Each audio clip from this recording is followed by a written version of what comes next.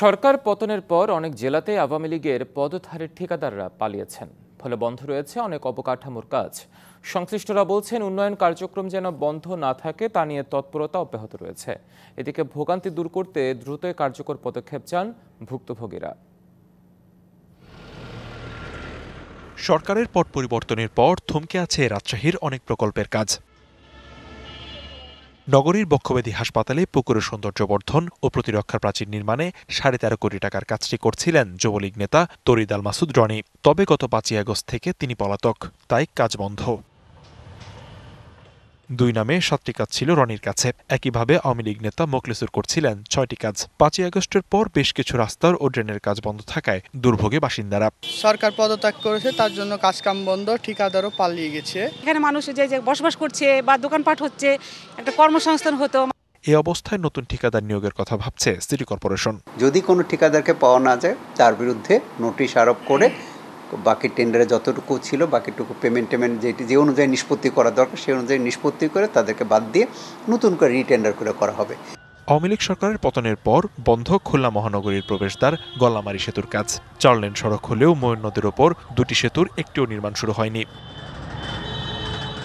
এর মধ্যে পুরনো একটি সেতু ভেঙে ফেলায় চাপ পড়ছে আরেকটি সেতুর ওপর। 68 কোটি টাকার প্রকল্প কবে শেষ হবে তা নিয়ে দেখা দিয়েছে শঙ্কা। সরকারের কাছে অনুরোধ যে তাড়াতাড়ি একটা জরুরি জিনিস এটা যেন তাড়াতাড়ি করে দেয়। ব্রিজটা তো কাজ এরকম ফেলানো রয়েছে, এখন সরকার তো কাজের দিকে কোনো মূল্যায়ন করতেছে না।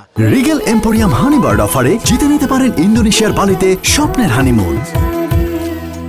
সড়ক বিভাগ বলছে, নান্দনিক এই সেতুর নির্মাণে ইস্পাতের কাজ চলছে ময়মনসিংহে। উপরের দিকে যে স্ট্রাকচারগুলো এগুলো এক জায়গায় তৈরি করে ম্যানুফ্যাকচার করে তারপর অনেকটা সেটিং করে নিয়ে এখানে সাইটে নিয়ে আসবে, পরে এখানে ওটা সেট করবে আর কি।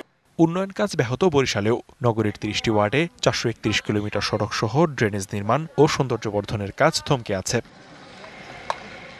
268 কোটি টাকার প্রকল্পের কাজ ঠিকাদাররা বন্ধ রাখায় বিপাকে স্থানীয়রা। আমার দোকানপাট যেখানে যা সব একটা নদী বানাই হয়ে গেছে, সবগুলানে জাম পরে, কেউ লেট হয়, কেউ কাইতে পরে। এখান থেকে ঠিকাদার পালিয়ে গেছে। সিটি কর্পোরেশনকে অবহিত করছি, কিন্তু তাদের কোনো পদক্ষেপ এ পর্যন্ত দেখা যাচ্ছে না। সিটি কর্পোরেশনের কর্মকর্তা আশ্বাস দিলেন এই সমস্যা দ্রুত সমাধানের। কাজগুলো সবগুলো শুরু করা আছে, সবগুলাই পর্যায়ক্রমে কাজ সবগুলো হয়ে যাবে। আমরা আশা করতেছি যে আমাদের এই ভোগান্তি যেটা আছে এটা থাকবে না। রংপুরে উন্নয়ন প্রকল্পের কাজ থেমে না থাকলেও তা চলছে ধীরগতিতে।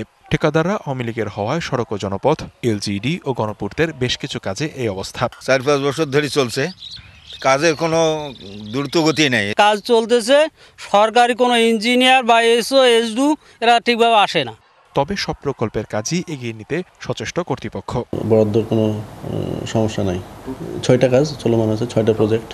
না, ঠিকাদাররাই করতেছে, তারা কোনো রাজনৈতিক ইয়ার সাথে জড়িত না। এরা হলো ঠিকাদার এবং তারা কাজগুলো চলমান আছে। পরিবর্তিত পরিস্থিতিতে রংপুর সড়ক জোনের আওতায় সমস্ত কাজগুলোই চলমান আছে এবং আগামী এই অর্থ বছরে আমরা 2টা প্রকল্প শেষ করার আমাদের পরিকল্পনা আছে।